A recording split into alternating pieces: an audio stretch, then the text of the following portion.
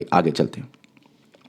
Electromagnetic waves बताइए sir. Electromagnetic waves ऐसी waves हैं जिनमें इलेक्ट्रिक और मैग्नेटिक फील्ड्स होते हैं और इन्हीं फील्ड्स की वजह से ये वेव्स चलते हैं। इलेक्ट्रिक और मैग्नेटिक फील्ड, ये तीनों, इलेक्ट्रिक फील्ड, मैग्नेटिक फील्ड और डायरेक्शन ऑफ द वेव, तीनों होते हैं एक दूसरे के oppose, perpendicular, sorry. Electric field, magnetic field और वेव्स की, ये है इलेक्ट्रिक फील्ड, ये है मैग्नेटिक फील्ड, ये है डायरेक्शन ऑफ वेव, सारे परपेंडिकुलर एक दूसरे के, उनको बोलते हैं, उन्हीं से बनती है इलेक्ट्रोमैग्नेटिक वेव्स। अब इलेक्ट्रोमैग्नेटिक वेव्स में मीडियम नहीं चाहिए। इलेक्ट्रोमैग्नेटिक वेव्स में मीडियम में भी चलेगा, वैक्यूम में भी चलेगा, मीडियम जरूरत नहीं। यहां पे मीडियम जरूरत है, वैक्यूम में बिल्कुल नहीं चलेगी, यहां पे दोनों में चलेगी। अब electromagnetic waves speed of light से चलती है वैक्यूम में। स्पीड ऑफ लाइट कितनी है बता देना, आपको पता ही होगा, बहुत आसान है। अब कितनी है यहां पे भी लिखा है भाई, कहीं पे लिखा है 3 × 10⁸ मीटर पर सेकंड, यही है शायद, यही है। ज्यादा मैं फैक्चुअल चीजें याद नहीं रखता। हाँ यही है ना, यही है, आसान है, आसान है, सबको पता होगा। अब इलेक्ट्रोमैग्नेटिक फील्ड, इलेक्ट्रोमैग्नेटिक वेव्स जो हैं, ये तो आपको मैंने बता दिया, इनको नॉन मैकेनिकल वेव्स भी बोलते हैं। अब ट्रिक क्या है, क्योंकि इलेक्ट्रोमैग्नेटिक वेव्स में बहुत सारी वेव्स हैं, जैसे microwave, radio wave, infrared, light wave, ultraviolet, X rays, gamma rays. ये सारे वेव्स कैसे याद रखे? ये सारे वेव्स इलेक्ट्रोमैग्नेटिक स्पेक्ट्रम में आते हैं। इलेक्ट्रोमैग्नेटिक स्पेक्ट्रम किस तरह बना? इन्हीं वेव्स का एम्पलीट्यूड और फ्रीक्वेंसी, सॉरी, इन्हीं वेव्स का वेवलेंथ और फ्रीक्वेंसी को देख के इनको डिवाइड किया गया और इलेक्ट्रोमैग्नेटिक स्पेक्ट्रम बना। और इलेक्ट्रोमैग्नेटिक स्पेक्ट्रम से एक क्वेश्चन आ सकता है, अगर 1 मार्क्स आएगा तो यहां से मुझे लगता है बहुत चांसेस है। ट्रिक क्या है इलेक्ट्रोमैग्नेटिक स्पेक्ट्रम को याद रखने के लिए? Remember me, I love your XGF। ये ट्रिक है भाई, ये ट्रिक है, सिर्फ ट्रिक है, सिंपल ट्रिक है, ठीक है, मजाक वजाक नहीं, ट्रिक है। अब आर से मतलब रेडियो वेव्स, एम का मतलब माइक्रोवेव्स, आई का मतलब इंफ्रारेड वेव्स, एल का मतलब विजिबल लाइट या लाइट वेव्स, यू का मतलब अल्ट्रावायलेट रेस, एक्स का मतलब एक्स रेस, जी का मतलब गामा रेस। ये आपको याद रखने हैं, ये आपको जरा मैं देखूंगा आपको याद रहेगा। आर का मतलब रेडियो वेव्स, एम का मतलब माइक्रोवेव्स, आई का मतलब इंफ्रारेड, एल का मतलब लाइट, विजिबल लाइट, यू का मतलब अल्ट्रावायलेट रेस, एक्स का मतलब एक्स रेस, जी का मतलब गामा रेस। याद रहा होगा आप सबको। Remember me, I love your x. You है यहां पे और एक्स है यहां पे, याद रखना। अब रेडियो वेव्स टीवी और रेडियो कम्युनिकेशन के इस्तेमाल होता है, माइक्रोवेव्स कुकिंग के लिए या टेलीफोन के लिए इस्तेमाल होता है, इंफ्रारेड वेव्स जो हैं वो हीट वीट के लिए इस्तेमाल होते हैं, हीट वीट उन्हीं की वजह से है। लाइट जो है, विजिबल लाइट, आपको पता है विजिबल लाइट से आप देख सकते हो, और विजिबल लाइट का आपने देखा होगा स्पेक्ट्रम, वेवगाइड, VIGYOR, ये भी आप याद रखना, उल्टा ही है, उसे आप याद रख सकते हो किसको ज्यादा फ्रीक्वेंसी और किसको ज्यादा वेवलेंथ है। अभी मैं बताऊंगा, टेंशन ना ले। और एक्सरे अल्ट्रावायलेट क्या, फ्लोरोसेंट के लिए, और अल्ट्रावायलेट से आप बचते हो किससे? अल्ट्रावायलेट से ओजोन लेयर आपको बचाती है। ओजोन लेयर पे कहाँ पे है आप सभी बच्चों को पता होगा, IMOST, आई मोस्ट, ये है ट्रोपोस्फीयर, ये है स्ट्रेटोस्फीयर, ये है ओजोनोस्फीयर, ये है मेसोस्फीयर, ये है आयनोस्फीयर। आई मोस्ट ट्रिक याद रखना। आयनोस्फीयर से ऊपर भी है थर्मोस्फीयर, एक्सोस्फीयर, ये मैग्नेटोस्फीयर, ठीक है ना। इंटरप्लेनेटरी स्पेस आती है, फिर इंटरसेट, ये गैलेक्टिक स्पेस आती है, फिर आउटर स्पेस, इसी तरह बहुत सारी चीजें। अब याद आपको कुछ रखना है, वो ये है कि आई मोस्ट याद रखा, ये ओजोन आपको बचाता है इन्हीं अल्ट्रावायलेट रे से। ओजोन स्ट्रेटोस्फीयर का ही पार्ट है, upper part of stratosphere ozone. I most याद रखा ना, troposphere, stratosphere, ozonosphere, mesosphere, ionosphere, याद रहेगा आपको, बहुत आसान है। अब अल्ट्रावायलेट ओजोन बचाता है, ठीक है। X rays, fluorescent, sorry X ray, ये तो अल्ट्रावायलेट फ्लोरोसेंट ट्यूब्स के लिए इस्तेमाल होता है। एक्स रेज जो है ये ना फोटो उठाने के लिए, जो अंदर ऑर्गन्स है, मेडिकल में MED, ये मैं सोच रहा हूं MED क्या लिखा मैंने, मेडिकल में इस्तेमाल होता है। गामा रेज कैंसर सेल्स को किल करने के लिए इस्तेमाल होता है, बहुत इंपॉर्टेंट है। अब याद रखना, मैंने एक वेव ऐसी बनाई, क्योंकि इलेक्ट्रोमैग्नेटिक है, ट्रांसवर्स वेव, लॉन्गिट्यूडनल नहीं है। अब जब मैंने वेव ऐसी बनाई तो पहले मैंने ऐसी वेव रखी, दूर दूर दूर दूर दूर दूर, फिर नजदीक वेव लाई। इसका मतलब क्या? नजदीक ऐसे वेव देखोगे मतलब कि फ्रीक्वेंसी ज्यादा, दूर दूर रखोगे मतलब फ्रीक्वेंसी कम। ये याद रखा आपने। जितनी ऐसे नजदीक, ये मैं आपको वैसे यहां पे पढ़ाऊंगा, आगे भी पढ़ाऊंगा, लेकिन याद रखो, जितनी नजदीक नजदीक नजदीक नजदीक फ्रीक्वेंसी ज्यादा, जितना दूर दूर दूर दूर फ्रीक्वेंसी कम, और जितना दूर वेवलेंथ ज्यादा, जितना पास वेवलेंथ कम। याद रखना यहां पे वेवलेंथ जिसमें को आप मीटर में या एंगस्ट्रॉन में मेजर कर सकते हो, या नैनोमीटर में, सॉरी मीटर में आप नॉर्मली इसको मेजर करते हो। फ्रीक्वेंसी को आप हर्ट्स में मेजर करते हो। आप किसी में वेवलेंथ को, डिपेंड करता है वेव पे, ठीक है। हर्ट्स में आप नॉर्मली फ्रीक्वेंसी को मेजर करते हो। आप वेवलेंथ को आप लैम्डा से दिखाते हो, और फ्रीक्वेंसी को आप न्यू, ये न्यू है, न्यू ऐसे, ये न्यू है, न्यू से आप दिखाते हो। इसको बोलते हैं न्यू सिंबल, इसको बोलते हैं लैम्डा, लैम्डा और न्यू। ये जो वेवलेंथ है याद रखना, यहाँ से यहाँ जाओगे, यहाँ से यहाँ जाओगे स्पेक्ट्रम में, तो वेवलेंथ कम होगी। बताइए मुझे, गामा रेज की वेवलेंथ कम है कि रेडियो वेव्स की? गामा रेज की, क्योंकि वेवलेंथ यहाँ से यहाँ जाने से कम होती है, वेवलेंथ यहाँ से यहाँ जाने से ज़्यादा होती है। बताइए मुझे, इसकी ज़्यादा है कि इसकी ज़्यादा है? इसकी ज़्यादा है। यहाँ फिर से बोलूँगा, यहाँ से यहाँ, ओ सॉरी सॉरी सॉरी सॉरी, यहाँ से यहाँ जाओगे तो वेवलेंथ क्या होगी? कम। यहाँ से यहाँ जाओगे तो वेवलेंथ क्या होगी? ज़्यादा। फ्रीक्वेंसी मतलब न्यू सिंबल उल्टा है, जिसको आप हर्ट्स में मेजर करते हो फ्रीक्वेंसी को। फ्रीक्वेंसी यहाँ से यहाँ जाओगे, यहाँ से यहाँ, तो फ्रीक्वेंसी बढ़ेगी। फ्रीक्वेंसी यहाँ से यहाँ जाओगे तो फ्रीक्वेंसी कम है। बताओ मुझे, फ्रीक्वेंसी इसकी ज़्यादा है कि इसकी ज़्यादा है? सर यहाँ से यहाँ जाएंगे तो फ्रीक्वेंसी कम हो जाएगी, फ्रीक्वेंसी इसकी ज़्यादा है। सर यहाँ से यहाँ जाएंगे तो वेवलेंथ कम होगा, तो बताए मुझे वेवलेंथ इसका कम है, ज़्यादा ज़्यादा ज़्यादा ज़्यादा। ये समझ आएगा ना आपको? ये दूर से समझ आएगा, ये बहुत आसान है, ये बहुत आसान है। और ऐसे ऐसे ऐसे सिंबल बताती है वेवलेंथ ज़्यादा है और ये फ्रीक्वेंसी ज़्यादा है। सिर्फ इतना याद रखो, यहाँ पे फ्रीक्वेंसी ज़्यादा है, यहाँ पे वेवलेंथ ज़्यादा है, ठीक है। फ्रीक्वेंसी ज़्यादा, वेवलेंथ ज़्यादा, फ्रीक्वेंसी कम, वेवलेंथ कम। ओके, एक सेकंड, अजान है। अब आप ये देखो कि यहाँ पे जो ये विजिबल लाइट है ना, इसको आपको निकालना है बाहर। विजिबल लाइट अगर आप देखोगे तो विजिबल लाइट में VIBGYOR आपने सुना होगा। और विजिबल लाइट कहाँ से कहाँ तक है याद रखना, 400 नैनोमीटर से 700 नैनोमीटर तक उनकी वेवलेंथ है, ठीक है, वेवलेंथ है। ओके, यहाँ तक समझ में आ गया आपको? अब यहाँ तक समझ आया। अब मैं आगे आपको बताऊँ कुछ खास, वो ये है कि ये जो विजिबल लाइट है उसमें VIBGYOR क्या है? Violet, indigo, blue, green, yellow, orange, red. अब सवाल अगर आए, वायलेट की ज्यादा वेवलेंथ है कि रेड की? बता मुझे, इस साइड वेवलेंथ है कि इस side? Sir sir sir sir wavelength इस साइड ज्यादा है, इस साइड कम है। तो बताइए मुझे, वायलेट की ज्यादा वेवलेंथ है कि रेड की? सर रेड की ज्यादा वेवलेंथ है, वायलेट की कम है। अच्छा, मुझे बताओ, इंडिगो की ज्यादा फ्रीक्वेंसी है कि ऑरेंज की ज्यादा फ्रीक्वेंसी? देखो जरा ऊपर, फ्रीक्वेंसी कहां ज्यादा है? सर फ्रीक्वेंसी ये ज्यादा है ना, मतलब यहां से यहां जाएंगे तो फ्रीक्वेंसी ज्यादा है। सर फ्रीक्वेंसी इस साइड ज्यादा है, मतलब कि इंडिगो को ज्यादा फ्रीक्वेंसी है देन ऑरेंज। मतलब कि अगर आपने सिर्फ याद रखा ये अगर समझ आ गया तो सब कुछ समझ आ गया। वेवलेंथ इधर से इधर कम हो जाएगी, इधर से इधर जाओगे तो कम हो जाएगी, इधर से इधर जाओगे तो ज़्यादा हो जाएगी वेवलेंथ। फ्रीक्वेंसी भी आप खुद ही देख लो। ओके, समझ आ गया। अब wavelength inversely proportional to frequency, या यहाँ पे sorry, frequency nu inversely proportional to lambda, frequency inversely proportional to wavelength. मतलब कि अगर किसी वेव का वेवलेंथ ज़्यादा है तो उसकी फ्रीक्वेंसी कम होगी, अगर किसी वेव का वेवलेंथ कम है तो उसकी फ्रीक्वेंसी ज़्यादा होगी। देखो भाई, मैं आपको समझाता हूं थोड़ा सा। ये एक वेव है, इसकी वेव लेंथ मुझे बताओ ज़्यादा है कि कम? अरे ये ऐसी है जो आपने ये पहली देखी, जो आपने ये देखी, ये ऐसी, सॉरी, अरे यार आज बहुत काम है, पता नहीं आज आपको डिस्टर्बेंस लगा होगा, सॉरी। ये ऐसी वेव है, ये ऐसी वेव है, ये ऐसी वेव है और ऐसी वेव है एक। बता मुझे कहाँ पे वेवलेंथ ज़्यादा है? सर यहाँ पे वेवलेंथ, हम वेवलेंथ पढ़ेंगे ना, आपको ये पता चलेगा कि यहाँ पे वेवलेंथ ज़्यादा है और यहाँ पे फ्रीक्वेंसी ज़्यादा है।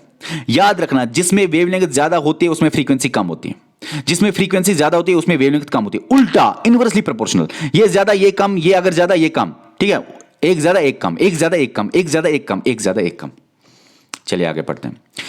अब है वेवलेंथ, ये हम थोड़ा सा देखेंगे, हम वेवलेंथ क्या है और ये टर्म्स देखेंगे। आ सकता है सवाल, अगर मैंने एक ट्रांसवर्स वेव ऐसे ले ली ट्रांसवर्स वेव, तो आपको ये याद रखना है कि इसको तो क्रस्ट बोलते हैं, लेकिन मैंने बोला ना कभी कभी इसको भी क्रस्ट बोलते हैं, सारे को ट्रफ को बोलते हैं। अब अगर सवाल आया आपको वेवलेंथ क्या है, आपको क्या बोलना है? याद रखना, वेवलेंथ है दो कंसेक्यूटिव क्रस्ट्स के दरमियान जो डिस्टेंस है उसको बोलते हैं वेवलेंथ। दो कंसेक्यूटिव या दो सक्सेसिव क्रस्ट्स के दरमियान जो डिस्प्लेसमेंट डिस्टेंस है उसको बोलते हैं वेवलेंथ। अब अगर ये भी आप कह सकते हो दो सक्सेसिव ट्रफ्स के दरमियान जो वेवलेंथ है, जो डिस्टेंस है, उसको भी बोलते हैं वेवलेंथ। अरे भाई वेवलेंथ को फिर से बोल दूंगा। वेवलेंथ क्या है? दो सक्सेसिव क्रस्ट्स के दरमियान जो डिस्टेंस है उसको बोलते हैं वेवलेंथ। जो लेंथ है दो ट्रफ्स जो लेकिन सक्सेसिव हो, दो सक्सेसिव ट्रफ्स के दरमियान जो लेंथ है उसको बोलते हैं वेवलेंथ। इतना ही नहीं, एक क्रस्ट और एक ट्रफ, ये जो एक क्रस्ट और एक ट्रफ मिला के यहां से यहां तक, ये भी एक वेवलेंथ बनाता है। अब सवाल आ सकता है, बताइए इनमें से कौन सा वेवलेंथ है? नीचे ऑप्शन है, length between two successive crusts आएगा, हाँ। लेंथ बिटवीन टू सक्सेसिव या कंसेक्यूटिव ट्रफ्स आएगा, हाँ आएगा। अच्छा, one crust and one trough, इनकी लेंथ बनाती है वेवलेंथ, ये भी आएगा। ऑल ऑफ द अबव, ठीक है। अच्छा, अब उसके बाद एम्पलीट्यूड क्या होता है? एम्पलीट्यूड होता है मैक्सिमम डिस्प्लेसमेंट जो मीन पोजीशन से होता है। इसको बोलते हैं मीन पोजीशन या जीरो पोजीशन या zero displacement. Mean position zero displacement से मैक्सिमम डिस्प्लेसमेंट जो होता है, चाहे वो प्लस वाले साइन हो, पॉजिटिव वाले साइड हो या नेगेटिव वाले साइड हो, maximum displacement on either side, चाहे पॉजिटिव साइड हो या नेगेटिव साइड हो, उसको बोलते हैं क्या? एम्पलीट्यूड। या कभी बोलते हैं एम्पलीट्यूड को हाइट और डेप्थ, उसको भी बोलते हैं एम्पलीट्यूड। हाइट ऑफ क्रस्ट और डेप्थ ऑफ ट्रफ। यहां पे मैंने हाइट और, यहां पे गलती है, यहां पे नोट्स में आप लिख लेना हाइट ऑफ क्रस्ट लिखना और डेप्थ ऑफ ट्रफ लिखना, वो बनाती है एम्पलीट्यूड। भाई ये शॉर्ट में हाइट, आप हाइट भी बोल सकते हैं एम्पलीट्यूड को सिंपल में। फ्रीक्वेंसी क्या है? फ्रीक्वेंसी मतलब नंबर ऑफ साइकिल्स पर सेकंड। किसी पॉइंट में, अगर ये पॉइंट है, कितने साइकिल्स इस पॉइंट से इस पॉइंट से इस पॉइंट से गुजरते हैं पर सेकंड। फ्रीक्वेंसी जो हम न्यू से दिखाते हैं वो क्या होता है? नंबर ऑफ साइकिल्स पर सेकंड। एक साइकिल पर सेकंड को हर्ट्स भी बोलते हैं, इसीलिए फ्रीक्वेंसी को मेजर किया जाता है हर्ट्स में। आप मुझे एक बात बताओ, फ्रीक्वेंसी क्या है? किसी पॉइंट से, किसी लोकेशन से नंबर ऑफ साइकिल्स पर सेकंड, कितने साइकिल्स एक सेकंड में जाते हैं, उसको बोलते हैं फ्रीक्वेंसी। वेलोसिटी क्या है? जिसको हम यहाँ पे न्यू से दिखाते हैं, एम्पलीट्यूड को हम ए से दिखाते हैं, वेवलेंथ को हम लैम्डा से दिखाते हैं, वेलोसिटी को हम सी से या वी से दिखाते हैं। और वेलोसिटी क्या है? याद रखना, एक सेकंड में कितनी वेव डिस्टेंस कवर करेगी। सिंपल है भाई, वेव एक कितनी डिस्टेंस कवर करेगी एक सेकंड में, उसको बोलते हैं वेव की वेलोसिटी। वेलोसिटी को सी या वी से दिखाते हैं। और लाइट वेव की वेलोसिटी कितनी है? एक सेकंड में कितना कवर करते, कितना डिस्टेंस कवर करती है? 3 × 10⁸ मीटर, इतना डिस्टेंस कवर करती हैं पर सेकंड, एक सेकंड में। टाइम पीरियड क्या होता है? टाइम पीरियड याद रखना, या इसको सिंपल पीरियड भी बोलते हैं। क्या होता है time period? Time taken to complete one vibration. एक वाइब्रेशन कंप्लीट करने में कितना टाइम लिया उसको बोलते हैं पीरियड या टाइम पीरियड। एक साइकिल कितना टाइम लगा उसको बोलते हैं, या यहां से एक साइकिल कितना टाइम लगा उसको बोलते हैं, या यहां से एक साइकिल। मतलब कि एक साइकिल जैसे ना, यहां से यहां तक आपने देखा ना, ये साइकिल है, यहां से एक साइकिल है, यहां से ये भी साइकिल है, यहां से ऐसा, यहां से ऐसा। ओके, याद रखना, time taken to complete one vibration time period. One vibration या वन साइकिल कवर करने के लिए कितना टाइम लगा, टाइम पीरियड। वेव नंबर क्या होता है? बहुत आसान है। एक मीटर में या एक सेंटीमीटर में कुछ बुक्स लिखती हैं 1 मीटर 1 सेंटीमीटर, कुछ बुक्स लिखती हैं, लेकिन कुछ बुक्स लिखती हैं यूनिट डिस्टेंस। लेकिन अगर आपको ऑब्जेक्टिव आया सेंटीमीटर भी मीटर भी, तो मीटर आप नहीं लिखना, सेंटीमीटर लिखना। लेकिन कभी बुक्स लिखती है सेंटीमीटर, कभी बुक लिखती है मीटर। क्या है टाइम वेव नंबर? कितने वेव्स यूनिट डिस्टेंस में क्रॉस कर रहे हैं। मान लो एक वेव है ऐसी, यहां से यहां तक 1 सेंटीमीटर है, 1 सेंटीमीटर है। 1 सेंटीमीटर में कितने वेव्स क्रॉस कर रहे हैं? 2 वेव्स अगर हैं तो 2 है वेव नंबर। वेव नंबर क्या है?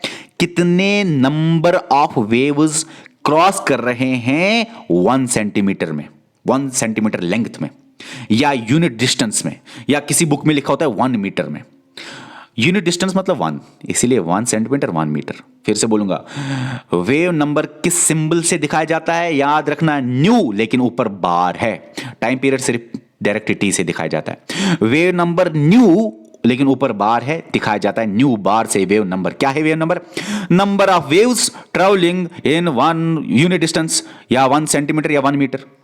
एक वेव, अच्छा फॉर एग्जांपल यहां पे यहां तक आप मुझे बताओ, जरा सवाल पूछूंगा आपको, यहां से यहां तक 1 सेंटीमीटर है, क्योंकि ज्यादा 1 सेंटीमीटर को ही आप प्रेफरेंस दोगे। तो आप मुझे बताइए कितना वेव नंबर है इस वेव का। आप देखो ना, 1 2 3 4 वेव नंबर है सर वेव का, ठीक है।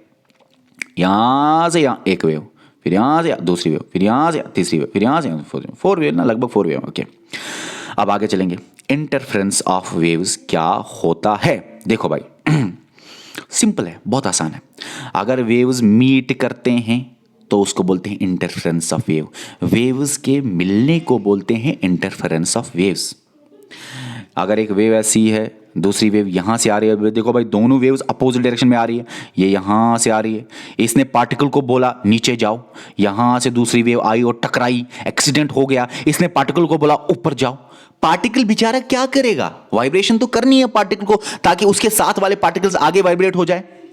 लेकिन आप मुझे बताइए, ये वेव यहां से आई, बोलते हैं नीचे जाओ, ये वेव यहां से आई, बोलते हैं, ये देखो ना यहां से आई, एरो देखो ना, ऊपर जाओ।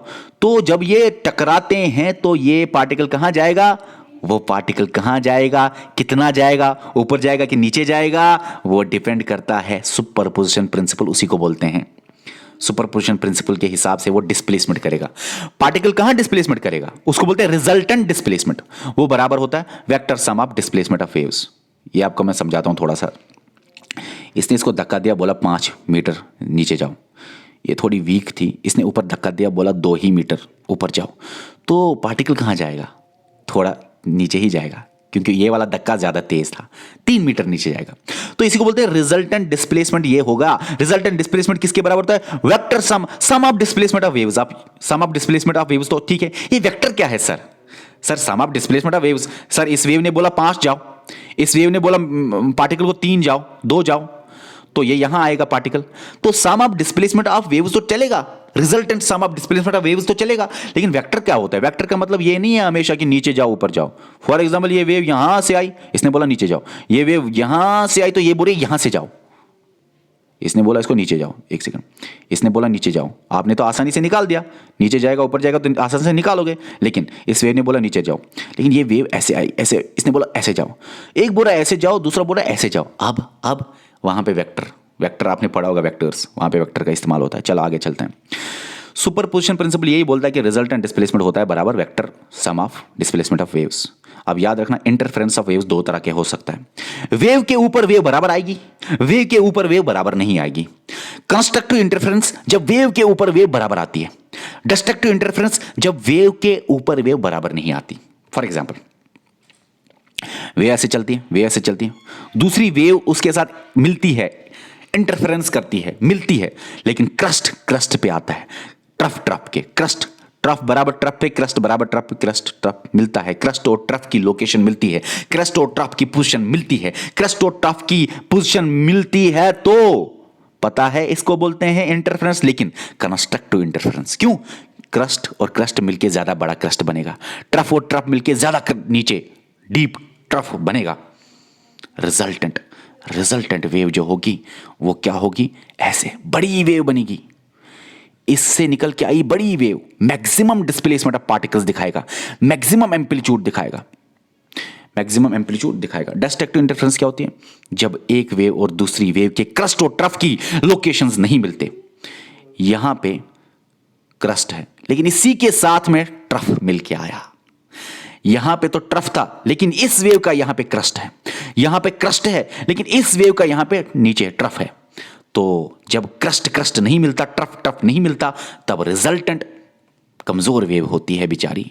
रिजल्टेंट मिनिमम एम्पलीट्यूड होता है, मिनिमम डिस्प्लेसमेंट। देखो भाई, वाइब्रेशन ज्यादा होगा तो maximum displacement of particles, vibration कम हो रहा है धीरे धीरे, तो minimum displacement of particles from the mean position. Mean position मतलब ये मीन पोजीशन, ठीक है। तो ये चीजें आपको समझ में आ गई मेरे हिसाब से। वेव्स का चैप्टर A to Z खत्म हो गया। 1 मार्क्स आ सकता है और यहीं से आएगा। और अगर आप, ये तो हमारा क्रैश कोर्स, ये तो बस ऊपर से ही पढ़ाया जा रहा है, लेकिन अगर आप डिटेल कोर्स चाहते हो मेरा, और बाकी टीचर्स का डिटेल कोर्स। तो लेक्चर के एंड में आपको मिलेगा डिटेल कोर्स की इन्फॉर्मेशन, आप ज्वाइन कर सकते हो। खुद ही पढ़ लो, खुद ही पढ़ लो, वो चीज़ें नहीं करूँगा वो मैं discuss. Okay dear students, bye.